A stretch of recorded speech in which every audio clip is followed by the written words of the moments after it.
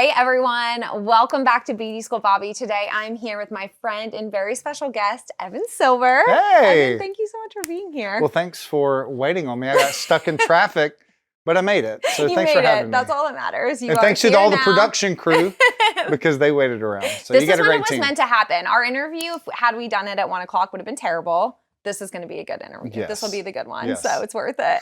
I was going to do an intro on you, but you have several different things that you are doing in the industry. How do you explain yourself? What's your intro to people? What's your elevator pitch? It's a great question. So I kind of feel kind of kooky saying this, like I'm a coach. Because if you go on Instagram right now, everybody's a coach. Yes. Well, I'm a father and husband first. Let me say that. Mentor of mine, I told him about all the hats I wear. And he was like, you forgot one. You're a father and husband. I was like, that's why you're my mentor. So that's my first thing I do. And then I'm a salon owner. My wife and I own a salon in Greenville, South Carolina. And then a couple of years ago, coaching kind of fell in my lap. And then last year in 2021, I've always had a passion for leadership and culture. And I started going into salons and seeing that there was one salon said, hey, I have a manager. She needs leadership development. Where do I send her? And I just kind of stalled. And I was like, well, there's podcasts, there's YouTube, there's books, but like there's no real path unless you want to go to like Disney or John Maxwell and you're going to spend, 8 to 10 grand. Right. And a fire started in me and I'm like, this might be a time for me to start focusing on leadership and culture in the salon industry. Yeah. And so that's a long elevator pitch, but yeah, no, I love that. That explains what you're doing, I think, perfectly, because there are so many different pieces. But I think what you're doing more now is more of the coaching and is more of like traveling and just like really being a resource for people in the industry to have an understanding of what all of this means. And like you were saying earlier, like the relationship part of it, like really making sure that people are connecting with brands and understanding like the salon side of it. So there's a lot, but I love that you're wearing so many hats. I think that that's amazing. And I think it keeps everything interesting and exciting too. yeah. So I don't know. Do you do the Enneagram? You got me on this. Wait, I text you? Wait, I texted you after last time. Was I 7? No. Oh, you got to be a 7. Was I? Because I'm a 7. But remember I texted you and I was like, what does this mean? This might mean? last all day long with 2 7s. So this prepare is the yourself for 3 hours. Ever. But yeah, I think I texted you and I was like, okay, I took the quiz. What does it mean? Like, I didn't even look up what it meant. I was like, I'll just let Evan tell me what it is and but it was something, the one thing that you said made sense was about like the being driven, motivated, like whatever, but also like the feeling for people. So 7s, we're like entertainers. Okay. I'm a great. I want to change my name to Bobbi the Entertainer. Can we just make a note? That does roll off the tongue really well. Switch that? But like, so I love to dream big. I'm not the person who's going to follow it to the end. Like I come up with the ideas all the time. Yes. Which I found out stresses our staff out at the salon because I would come up with ideas all the time. Well, change to, a lot of people don't like change. Well, they do like change. They don't like change that they are not in control of. So I had someone in a one-on-one say, well, I just don't like change. I'm like, you're getting married. You just bought a new house. You got a new car. That's change. And they're like, well, I like that. I'm like, you don't like change that you're not in complete control of. Yeah. So I've realized as a 7, I have to control myself because when I change things all the time, I can stress our staff out at the salon. So 7s are great. You don't want to have a salon or a company full of 7s. And my wife is actually a 1. She's a perfectionist. So 7, that's perfect together. 7, 7 and 1. She's the one like, grounded. Yeah. And I'm the one that's like, hey, let's move here. Let's go here. And she's like, hang on. We got to tell everybody the why, what we're doing. So that's awesome. We work very well together. I didn't think that was going to happen when I came full-time into the salon. And that was how many years ago? 2018 is when we started the salon in 2012. I came on full-time in 2018. Okay. So tell me about that transition of you coming into the salon and what kind of sparked your interest. I mean, a lot of couples, I guess, that we've met. I mean, there's a ton in the beauty industry of salon owner, husband, wife, partners, whatever it is that are working together. And it's always like, I'm always so interested in how this works because it's tricky to navigate that change. And most of it happens exactly the way that it happened with you, where there was already a business, there was already a salon. One of the people in the relationship had already been there and then somebody else comes in. So how did you get the eye to be like, okay, I want to do this or I have to do that? Like, what was that like for you? Yeah, I guess I saw myself being a part of the salon years down the road. But long story short, my wife came to me and she was just like, hey, I've grown the company as much as I can being behind the chair full time. And she was like, that kind of, again, sparked something where I'm like, what if I transition into the company? What does that look like? Like financially, what does that look like? And so the job that I had previous, they let me stay on for 6 more months. And we just saved my income for 6 months and made the transition. So I thought I would come in, I would have sit at a desk, 30,000 foot view. This is where we're going. This is our vision. And that was so far from the truth. Our front desk person about 3 weeks before was like, hey, I'm going to go pursue marketing. And so my wife was like, can you wait till Evan gets here? Yeah. So my first day I'm working front desk. Oh my gosh. I don't know what a half highlight is, a single process. I knew what a haircut was. Yeah. But I made so many mistakes. And now when we hire people on the orientation their first day, I tell them, I'm like, hey, you're going to make mistakes. You're going to cost this company money, sometimes a lot of money. It's okay. Because I did the same thing. So even though I didn't plan that, I gained so much equity with our staff because I was in the trenches with them. Yeah. I had to rely on, I was asking them, I'm like, hey, do you have a free minute? Can you come tell me the difference between all these products? But what's so cool is what you're doing now, you have the full understanding of the business. Like you said, you thought like maybe you were just going to be back there like, hey, I'm going to put our marketing budget here. I'm going to do this or that. Like you're in it and you might not have, I mean, you probably, I'm sure would have been like the salon would have been just as successful as it is, but all of these other things that have come from it, I think that's so cool that that's ended up being how it happened. Because I just think that experience is so important for you to understand all roles and being a leader. Like you're working directly with like tomorrow, when you go into the salon that you're coaching tomorrow, you're going to be talking to somebody that works front desk. And well, that's amazing. I think that that's awesome. And I don't know that you maybe would have had all of the perspective that you have now had it not happened that way. Absolutely. Because I don't do hair. Right. Yeah, exactly. So, but I'm in our company. When I'm not traveling, I'm in there as much as possible. And I have it on my calendar. Yeah. And so I tell people, I'm like, when you're hiring a coach, you're hiring somebody to come in and give you business advice.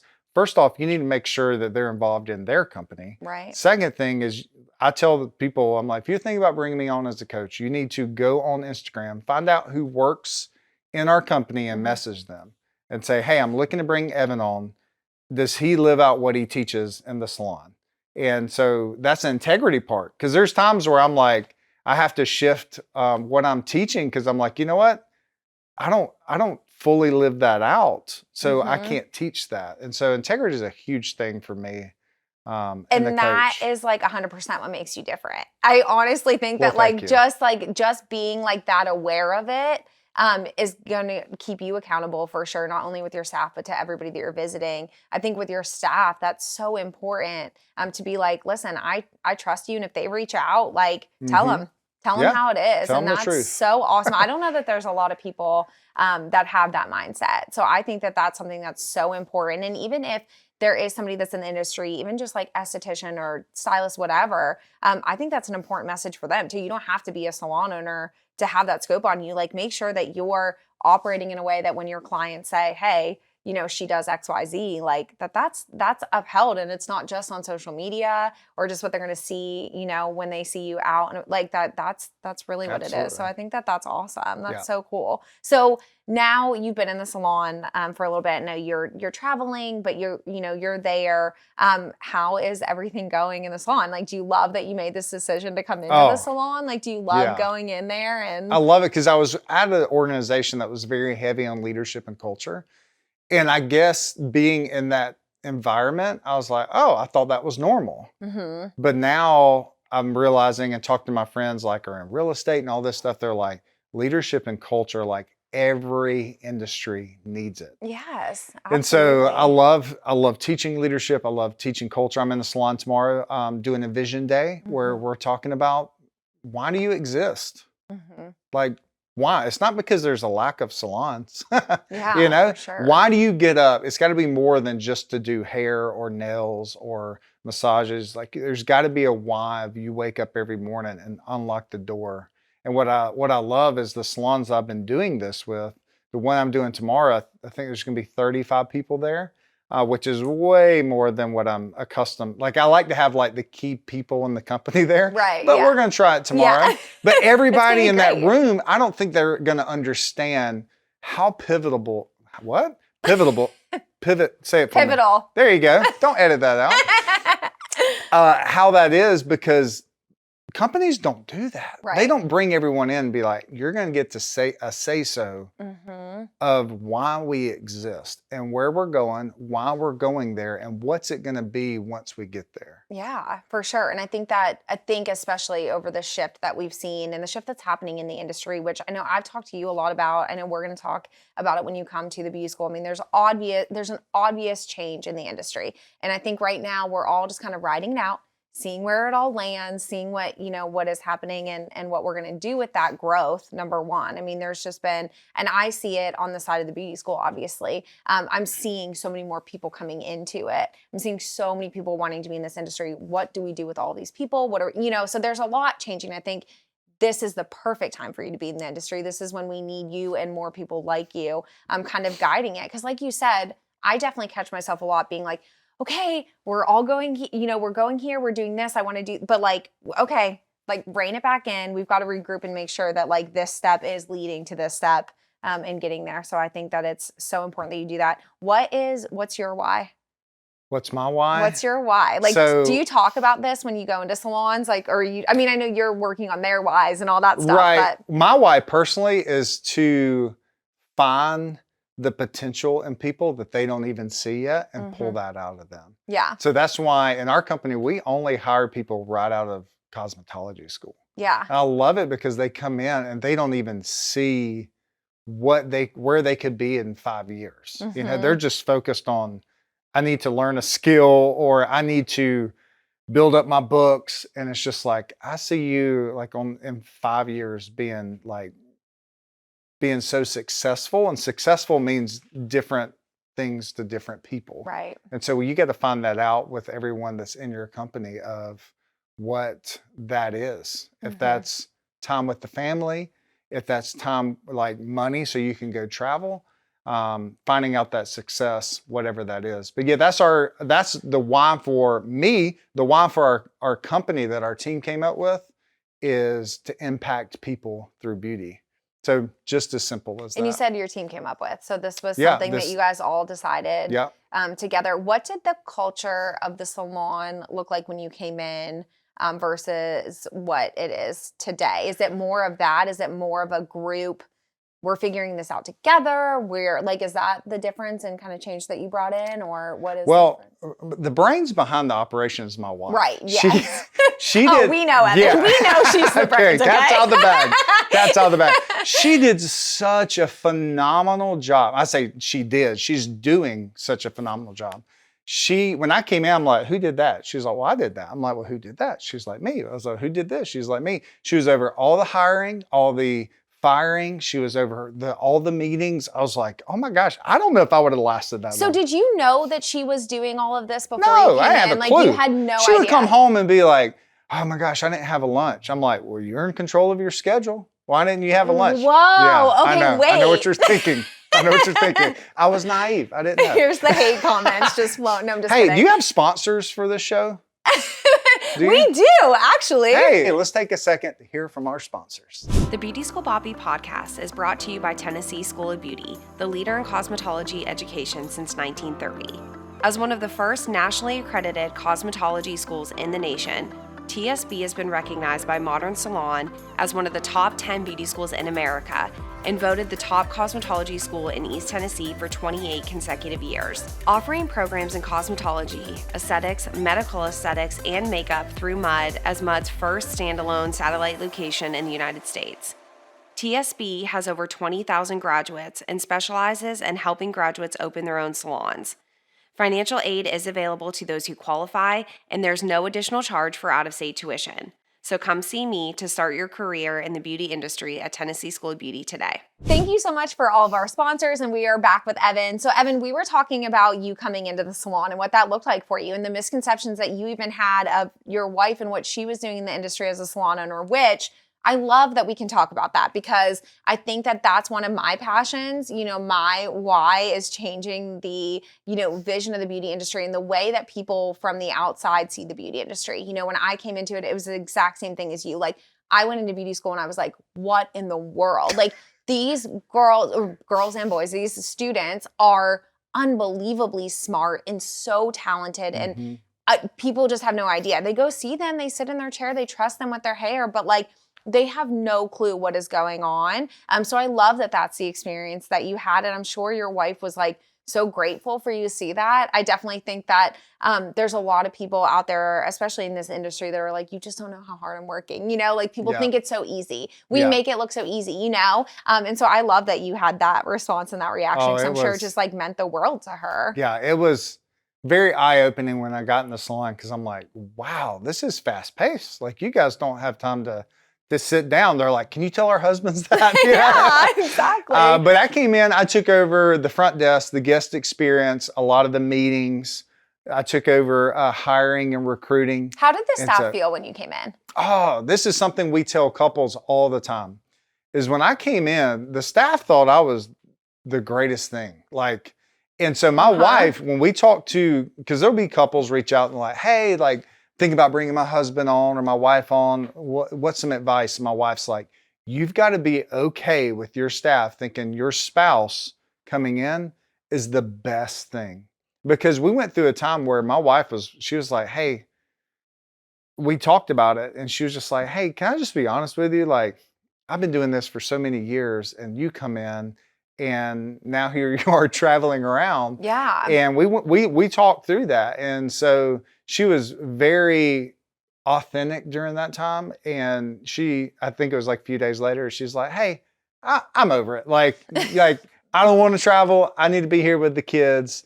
And so us working together has been such a beautiful thing. Like we're so different that I was like, I just don't know how we're going to be working together. Yeah. You know, I think every spouse has like, I don't know. Marriage is like hard enough and you're dealing, especially with kids, like with parents and like all of that. There's just those bumps that you're like, okay, at least for us and my husband and I work together now also on this project. But, you know, it was like, okay, I have my like safe space or whatever, where I'm like, no, home is my safe space. I shouldn't say safe space, but my place where I'm like escaping to a little bit to be like, okay, I'm here and this is my role here. And then at home, I'm mom and wife and all that stuff. You know what I mean? And so when you go out to eat, like, do you guys just sit there and stare at each other? Because my wife's like, what are we going to talk about? I was like, I don't know. Like, we work together. Do you ever sit and stare at anyone? That's true. Like, never in my life. You could sit me literally across my wall and I'd be like, this is great. Let me talk to you. Like, no. Like, I don't ever shut up. Like, I do kind of feel bad for him. Like, sometimes I'm like, I'm sorry that this is like chill. This. Yes, exactly. Well, exactly like you were saying, where like he's the one that like is way more like detail oriented, where, you know, I'll be like, hey, I like have this idea, and he'll like, you know, he immediately is like, okay, but what about XYZ? And I'm like, I haven't thought about it. And it like makes me mad. We'll cross that bridge when we get there. And sometimes I get like annoyed with him. I'm like, no, but you're missing the exciting part. And he's like, but we can't do it without this. So no, that's like how it goes with us. And there is like that balance. And I think because of the different roles that you have, I love that your wife is humble enough to be like, yeah, I'm going to be okay with this. And we went through it. So I'm going to share our story to help other people. Cause like I said, there are so many couples in this industry that are working together. So I think that's awesome that you have that. But like you said, like her being honest enough to say, I had to check that for a second, but I'm good now. And like, you go do you. Yeah, I think we all feel that at some point. And she's stepping away from behind the chair on January 11th. No and way! So, yeah, it's been a long time coming. That's awesome. But as we grow, she's more valuable to our team out from behind the chair than behind the chair. Okay, so what is she doing? What's she going to be doing? Like, what's Sleeping her... in late, staying in her pajamas. Yeah, right. No, so we're building a new building. Oh, awesome. So at the time of this recording, I don't know when this is going to be released, but we'll be hopefully by late, early spring of 2023 is when we will be in. But she's going to be taking over. Like there's just a lot of things on our plate that are not a priority. Yeah. For instance, weddings. Like we do weddings, but we have so many things we're juggling. It's just like, it's on the list. It's just kind of down here. Like we need to revamp our website. My wife can do that. She's like, that's on my list to do. So there's a marketing stuff. So there's things that we do okay. Maybe people might say, oh, you do those good. She's going to take those things and make them great. Yeah. So it's those I don't want to say missed opportunities, but that is kind of, we're in a similar season right now, and making some changes to my husband's position and all of that stuff too. So I think what's really interesting is there is a point in your career, okay? And that might be from a stylist, maybe switching salons, going on their own, focusing, specializing, whatever those transitions are, that like when you realize how valuable your time is and what you could be gaining. So what, like, this is not something I'd like planned on talking with you about with you, but this is perfect because when do you know, and I think there's not like a clear answer because everyone's financial situation is different. Everyone's at a different place in their career. But at what point do you kind of know that you need to at least start considering these opportunities? Like for me, I've always, and I don't know who said this or if I like heard this on like a How I Built This or what, but I've heard when things are like repeated, like repetition, right, is like a thing that I don't know, I've noticed, or since I listened to wherever I heard this, I've really like, okay, so somebody asked me to do this multiple times, or you were saying before, like you had an opportunity and you're like, hey, there's this gap here, I need to take it. How do you know, or what tips do you have for somebody that's kind of feeling that, where they're getting asked to do more weddings, but maybe the salon that they're at doesn't do weddings, and they're like, okay, I could maybe go out on my, I mean, that's just a random example. I mean, there's a lot to go behind that. But don't you think that that's like that is a part of somebody's career path almost always, that you're going to be like, okay, it's time for me to pivot. It's time for I'm not leaving the industry by any means, but I'm going to do something a little bit different. I mean, for you all, how did you know? I mean, I guess we can use your wife as the example. Like, how did you know that it was time to make this change? So it was like, I'm done behind the chair because this needs me. Yeah, well, it wasn't easy for her. It took me and other people in the company telling, being like, hey, like, you thought about stepping away? And so she went from 5 days to, I think, 3 days and then 2 days. So she's been talking to a bunch of salon owners about who have stepped away from the chair, and she's been meeting with them. And she was like, well, everyone I've talked to, they've all said, I just did it. Just pulled the plug. She's like, at least I have a plan. So I'm like, you're ahead. And they were okay. So, and in our space, we have a stylist going out on the floor February and one in March. And they don't have a chair. So my wife is technically holding our company back by taking up a chair. So when you start to realize things like that, it's like, oh, okay. And so as you're talking, I was thinking about, a mentor of mine said this. He said, your purpose is when your passion and your an opportunity meets. So like my passion is leadership and culture. And I had an opportunity of the salon world. And that's because of my wife, Right. What if it was, the great thing about my purpose and what I do is you could put me on a construction site. You can put me in the insurance field. Like it's not tied to, this is just the vehicle I have. I have another friend of mine who just bought a landscaping company. And I was like, were you passionate about landscaping? He's like, you love mulch or yeah. what? He was like, I'm passionate about raising leaders up and I need a vehicle to do that. And this was an opportunity. And I'm like, brilliant. And that is so awesome. Yeah. I love just leaving yourself open to that. I think that I don't know. I think there's a lot of times that one of those things is missing in your life, but like that doesn't mean it's always going to be gone. Like maybe the opportunity hasn't hit. Like you've got this passion. And you're like, I love the beauty industry. I'm so obsessed. I want to go to beauty school. I want to do all of these things. And like you're just like waiting for the opportunity to cross at the same time to make any change to whether it's, like I said, switching salons or, or actually going into the salon. I think with estheticians, this is something that I kind of see a lot is when they graduate, the job market is way, I don't know if you like work in spas or with us. Do you guys have really don't. Okay. You I would really love them. don't. You would Yeah. love them. We are psychopaths to that, by the way, because of our energy level. Oh, it's my massage therapist. Yeah. I was like, hey, she just started off on her new place. I've been seeing her for years. I'm like, are you going to do hair? She's like, absolutely not. She's like, hair people are, I know. they're too wild and crazy. Like just the energies up here. It's completely different. Yeah. But when they come out, it's almost like there will be an opportunity because it's tougher, at least here in Knoxville, to get a job. And, that's something that we've talked about a lot on the show. It's something that we're honest about in appointments at the school, that the job market's tough. Cosmetologists, hired before they graduate. There's so many more opportunities. Mm-hmm. And with estheticians, it's a little more like, okay, I'm really interested in makeup. I'm going to go that route. I'm really interested in waxing. I'm going to go that route, or, whichever path opens. But I think waiting for that opportunity comes, like I said, at different times. And I think it's just being patient and being ready for that.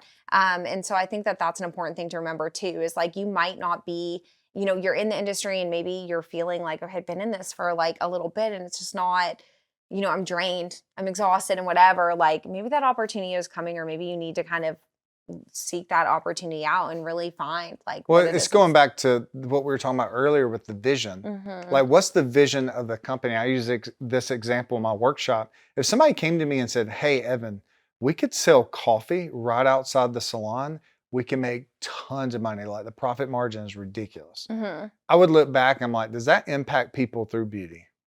No. So that's not an avenue we're going to go. Right. If someone in our company is like, hey, I'm very passionate about weddings. I'm very passionate about making people feel beautiful on their wedding day. Is this something that I could like take over and lead? I'd look back at our vision and be like, does that impact people through beauty?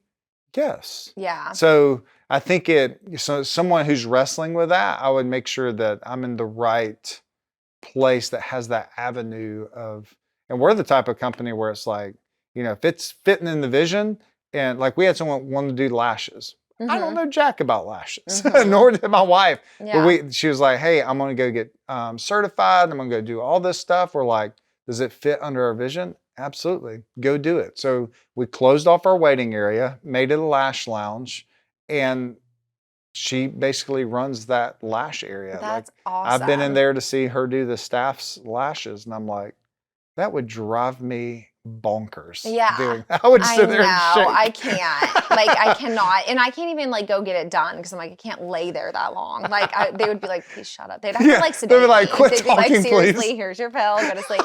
There's no way I could do it. But I love that. And I think you being open as a salon owner, I think I've noticed that salon owners that have been in the industry for a very long time sometimes have trouble with that kind of change. And it's, like, completely overthought. Like, it's overthinking it when you just made it so simple to say, whoop, does it? Yep. Okay, let's go. And I think you can't say yes to everything for sure. And you have to do what's right for your company. But I do think that being open to that and just, you're going to keep that employee happy. Like, there's so many benefits of that is you show that you respect that employee and what they want to do. Because if you say no, chances are she's going to go do it somewhere else, if that's something that she's passionate about and wants to do. So I think having that mindset of really like, that's one of the changes I'm seeing in the industry. And one of the things that I think like we're just at this divide right now is you have people doing it the way that it's always been done, right? And you have certain commission salons that aren't changing anything that they've ever done. Well, that's not going to work. Right now, I think we know that. We can say like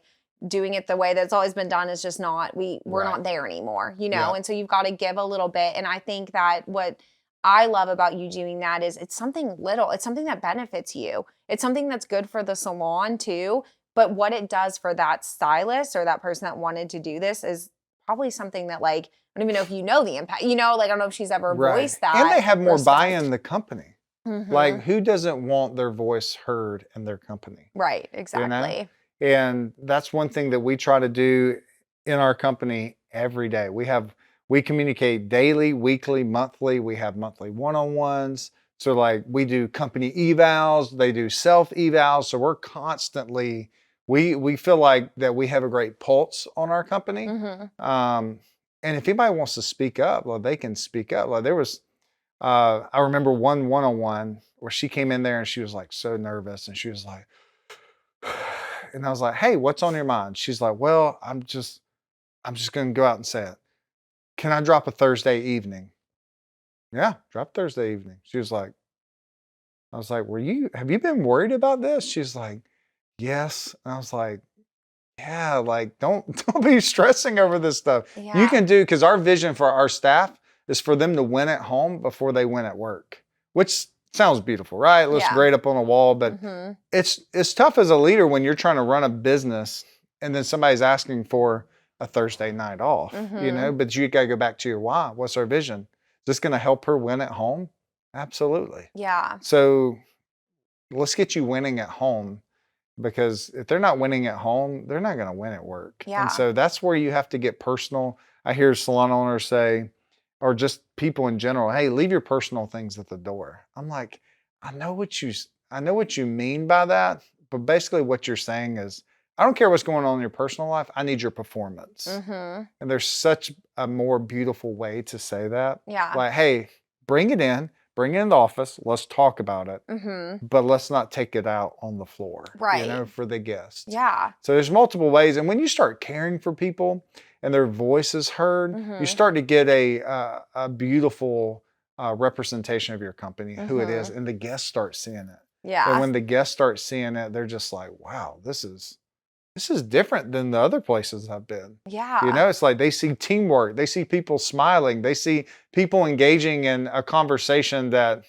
somewhere else that it's like makes the guests feel uncomfortable. Yeah. So I read a book a few years ago. So if you take care of your staff will take care of your guests. Mm-hmm. And so I always thought our guests were our number one priority, but it's our Mm-hmm. staff. 100%. And once I started to make that change, I was like, oh, like it's been a game changer since. Luckily, I learned it early on. Yeah. And not like when I was like 55. Right. Well, I love that. I think that's awesome. And I think that speaks to what so many people are going through and feeling right now. And that simple mindset change can really make a huge difference. So when you're hiring, let's talk about what you're looking for. So coming into a salon, I think that we can all be honest enough to say that like not everyone is a fit for your salon. You're not a fit for every stylist, right? Yeah. So what are you looking for? What are some tips that you can give? And how do you handle those hard conversations of just being like, of looking for somebody who is going to be a fit? I think a lot of the frustration of salon owners right now is, we're hiring, we've poured into you, and they leave. Right. Yeah. And I think that that's something that, you and I have talked about this before. That's why I wanted to ask you this, but I really like the way that you hire and what you look for. So talk a little bit about that. Well, first off, one thing that set me free, a mentor told me this. He was like, everybody leaves. They're gonna retire. They're gonna go to another salon. They're gonna move. They're gonna die. Like everybody's gonna leave. Yeah. So once thank you for that positive note. Yeah, by the way. I know, right? They're gonna die. All right, everyone's gonna die. The end. The end. Bye, guys. Thanks for watching. Check out my Instagram. But once I realized these are not my employees, these are people that are underneath my care, and I've got to steward them the best I can. So when I walk into a school, it's so funny because I walk in and I don't know hair. Like I can tell you if somebody's hair is jacked up or if it's really great. But I go into school and they're like they have this, I went the other week and they're like, oh, I'm doing this balayage, blah. And I'm like, and they show me their portfolio. And in my head, I'm like, I don't care. Right. I don't care. Like we're going to teach this. So that's one thing I need to preface. We have an Artist Academy. It's 6 months training. They work with an educator and there's classes and they have to graduate. So I have to preface that because we don't care about their technical skill at all. What we're looking for is humble, hungry, hardworking, nice, coachable people. Humble, hungry, hardworking, nice, coachable people. You give me somebody with those 5 things, like they'll take over the world. And we could teach you how to blow dry and how to cut and how to color, as long as you have those 5 things. So that's what we're looking for in our company. So when And you're interviewing, you're scoping that out. How soon do you kind of do you spend time with them? Do you put them through the academy before you so decide that, or does that happen before you bring them we have on? a 7-step interview process. So Okay. it's long. Holy cow. We don't meet with them 7 times. Okay. Let me see if I can remember all steps. Okay. So the first one is I meet with them 30 minutes one-on-one. I can basically get a good vibe if they're a fit.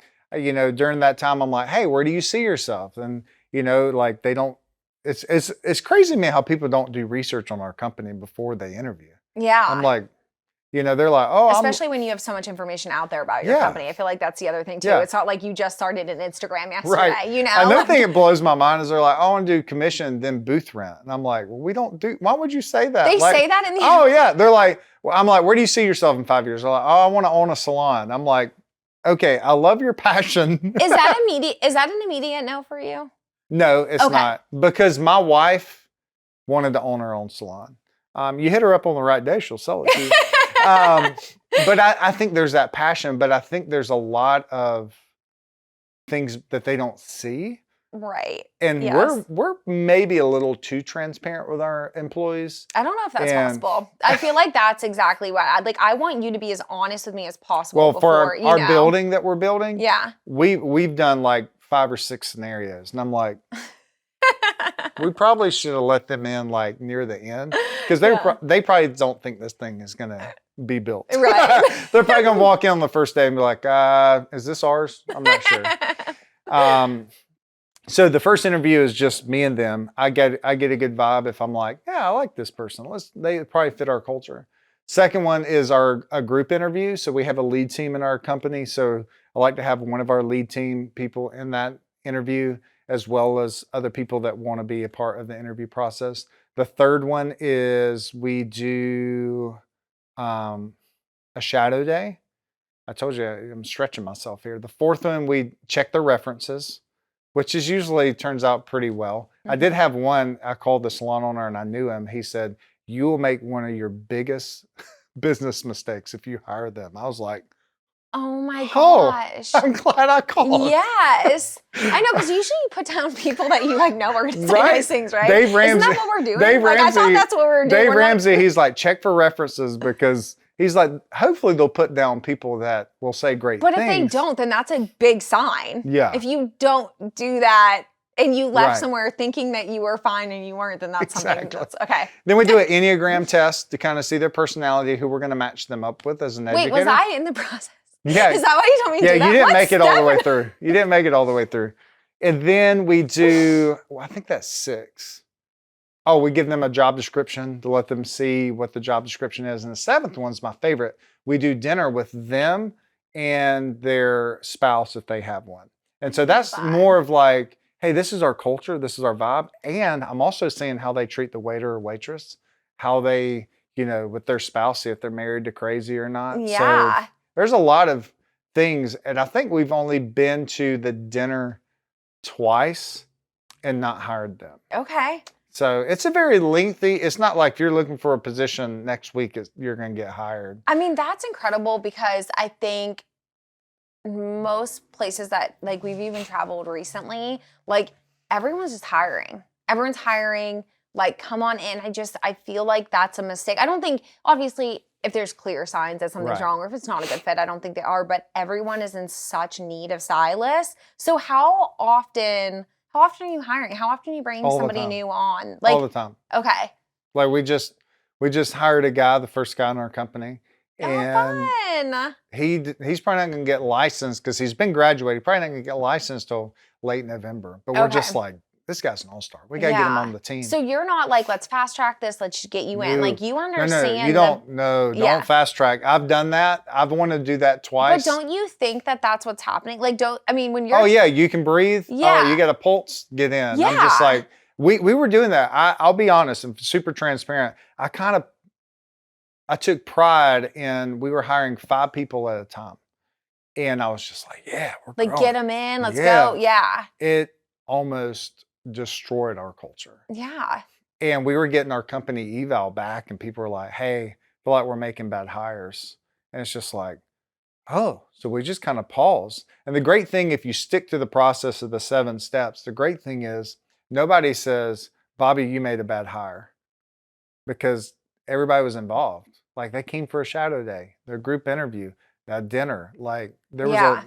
sometimes I'm not in the shadow day, a group interview or the dinner. I'm just in that initial one. Mm-hmm. So, that was, once I had to like slow down, I'm like, our culture right now is really, really great.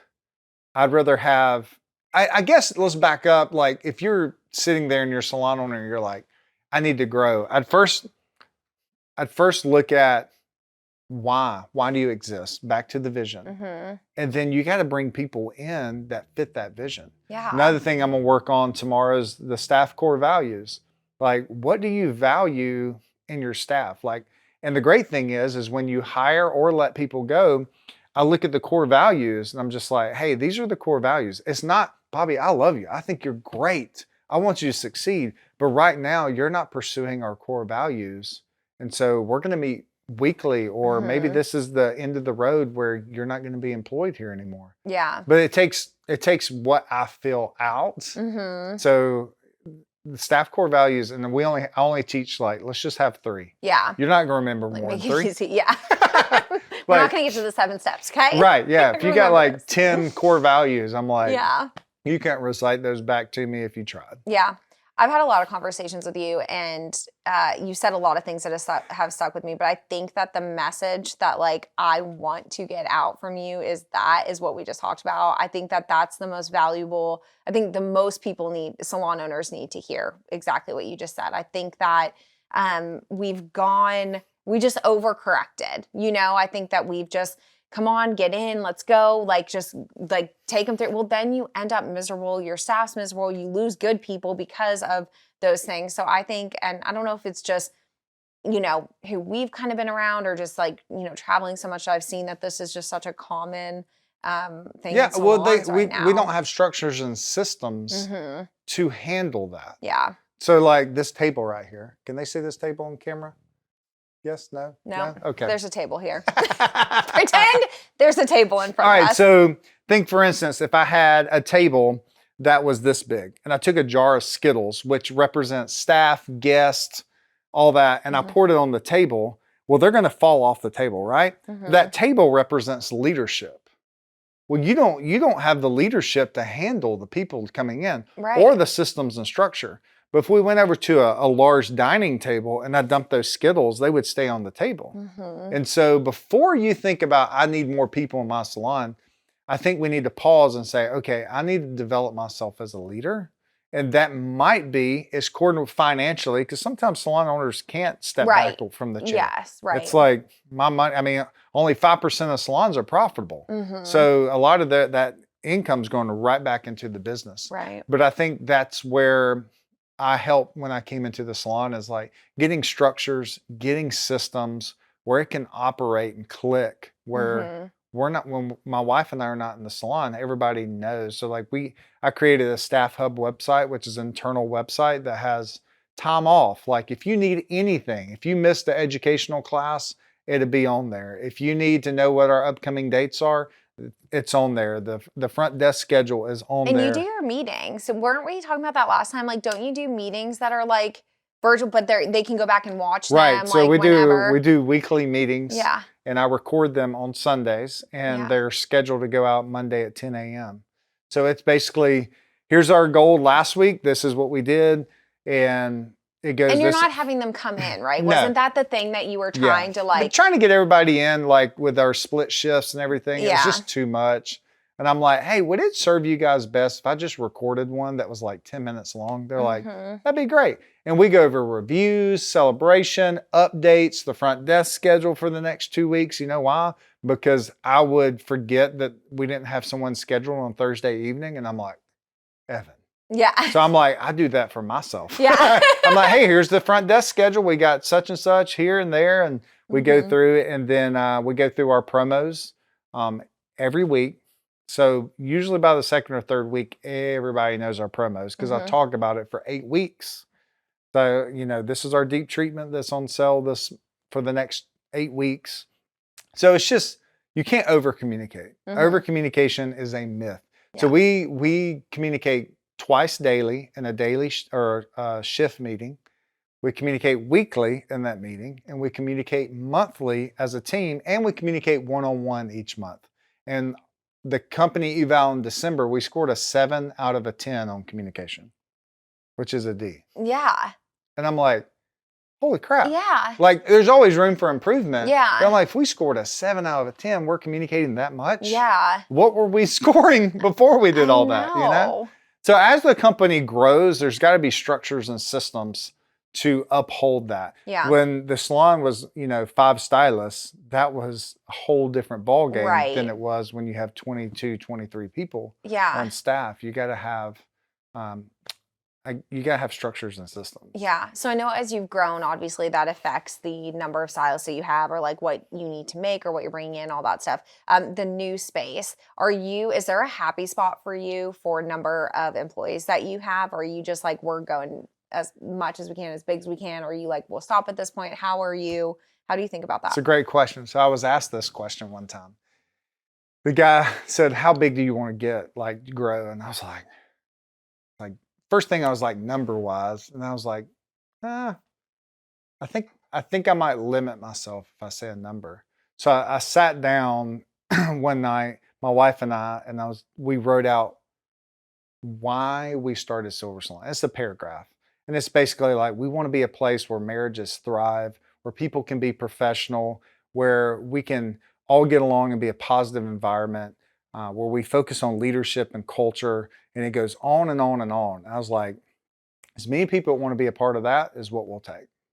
If it's 5, that's 5. If it's 500, we'll take 500. So it's almost like I think a lot of salon owners would get, oh, I got to have 15 stylists. And you might to break even, Right. I don't know the situation.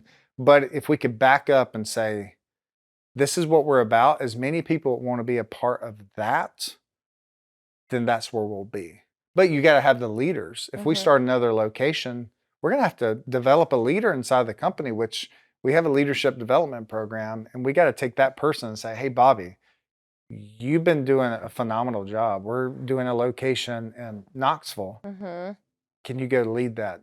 And you'll probably be like, what do I do?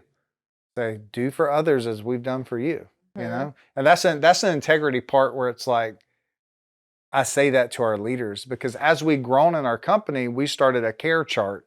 So it's kind of like an org chart, but like I can lead about 7 people, like effectively. Managing and leading are different. But I was just like, okay, if we have 22, 23 people on staff, I can't lead all those people. Right. So we had our lead team, they each lead 2 or 3 people. So we know what's going on. Like we never want anyone in our company to leave. They're like, they just didn't care for me. My life was falling apart and nobody asked. And I think that's where after the pandemic, I think before the pandemic was very vital, but after the pandemic, people are like, I want to be a part of a cause. I want to have a purpose. And I want that company to be there for me. Because Gen Zs, a lot of them saw their parents in the recession in 2008 lose their jobs. They're like, my parents have worked for this company for 30 years. And they just cut them like that. Yeah. And Gen Zs are like, I want to know if it gets tough, are you going to be there for me? Yeah. Or are you just going to cut me like the company cut my parents, Right. And I think that, like you said, I mean, you have to like live that and you have to that takes time to develop that trust. And you just have to constantly show that, just like that person that came to you and asked for a Thursday night, like it's kind of like raising kids, like where you have to understand that your reactions are going to be how they react to things, It's joyful and exhausting. Right. But it's a good exhausting. It is. It's almost like, we've heard you hear people say, well, if you take people out of it, God, this would be so easy. Yeah. But it wouldn't be so rewarding. No, not at all. And I think that's what's so cool about what you're doing. It's your why. Why do you do what you do? If it's just hair, then yeah, working with people are going to be frustrating. Yeah. But if it's to develop people, then, every day is a new day and there's something beautiful every day. And so is it frustrating sometimes? Absolutely. Yeah, no, for sure. Well, I love that, Evan. Evan, you shared so much that I'm literally just like thinking in my head, like all of the cuts that I want to make to be like this, make sure we put out all of these different points that you make. Because I think that the things that you're saying are so valuable. So where can we follow you? Where can we kind of see what you're doing or get more information? I mean, I think that people can get you to come into their salon. Yeah, I if would they're love interested. to. So tell everybody where they can. Yeah, so I made it you. really easy, mainly for me. My website is evansilver.co, C-O, and that's my Instagram handle. I believe it's my TikTok handle. So everything on my website's there. Instagram is kind of where I hang out. I love doing workshops. Love it. And I do one-on-one coaching. There's not like a cookie cutter way to coach. Everybody has different needs. Yeah. And so I do a discovery call that's complimentary, and it's basically to see if I'm a right fit for you. Because sometimes I'm not the right fit for them. Yeah, definitely. You know? Yeah. And then in that call, it's just like, hey, what do you need help with? Oh, your retail sales. Great. Let's do a workshop on retail. Bring your salon in. I have to make it interactive. Like if I'm just sitting there talking for 3 or 4 hours, it's like boring, so I try to make it very interactive because I'm talking to artists. Right. And so I'm a musician at heart. So I kind of have that artist brain as well. I love what you say at heart. We didn't get into it, but like there's a backstory there. We'll talk about it next time you come on. Can we, next time you come on, like dress in our emo outfits? Like, can I get you to do the swoop again? Oh yeah, the swoop. And I will like have the raccoon hair and the really dark eyeliner that I had when I was thought it was a good idea one time flying. to color my hair right here, just strips, just blonde. I was like, that looked really cool. Why did you go how long was it? My hair was Why like did you go all the way to because I had long hair. And I just did two blonde, and it looked like I had dog ears. Like, everybody's like, you got dog ears. I instantly regretted it. I love that. So if we hit 100,000 views on this interview, we will show the picture. I think that's fair. Oh, yeah, we definitely show we'll the definitely show the I picture. thought you were going to say we're going to do my hair like that. No, you already did that in your salon. I didn't want to make you edit going again. blonde is it's more fun, but it's way more maintenance. It is more fun. Nobody's ever said that before. Nobody's ever let anyone know that blondes have more fun. Yeah, I know. Well, thank you so much for being here. I'm so excited for everything you're doing in the industry. And like we were talking before about how all these ideas are happening. Now I'm like, what are we going to do? Like I have so many things I want to try now. So thank you for being here, and make sure you go follow Evan. Make sure you follow us at Beauty and Style Network on Instagram. Make sure that you like, subscribe, get notified when these episodes are coming out. If you're listening on podcast, make sure you leave us a 5-star review and follow me at Beauty School Bobbi, and we will see you next time, guys. Bye.